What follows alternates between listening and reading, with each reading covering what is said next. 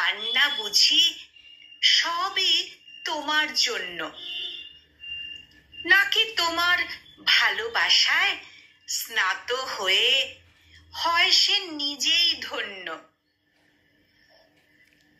22শে শ্রাবণ তোমার বিদায় ক্ষণ, কিন্তু তুমি যে অমর, বিদায় নিলে কবে? তুমি তো প্রতি মুহূর্তে বাঁচো, প্রতি অন্তরে এই ভবে।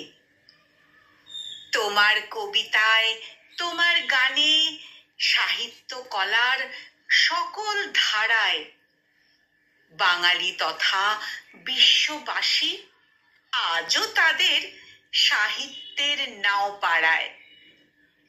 তুমি যে প্রেম, তুমি পূজা, তোমার সাহিত্য নন্দনে, তোমার সাধনায় আজও ব্রতী বহু নবীন প্রাণীর বন্দনে।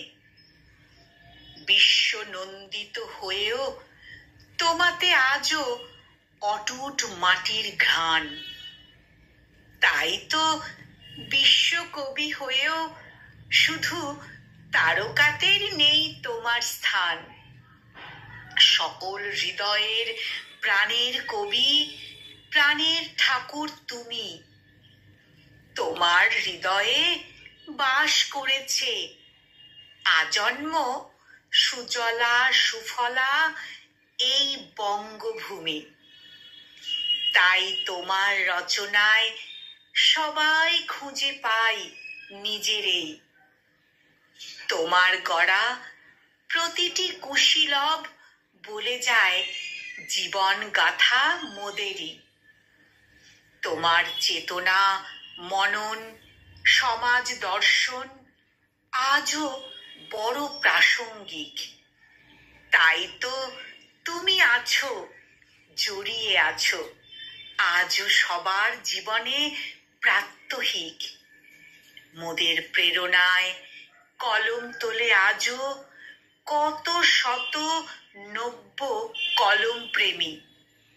তুমি ছিলে, আছো, রবে চিরদিন প্রতিটি অন্তরে অম্লান অক্ষয় রত্ন সম দামি।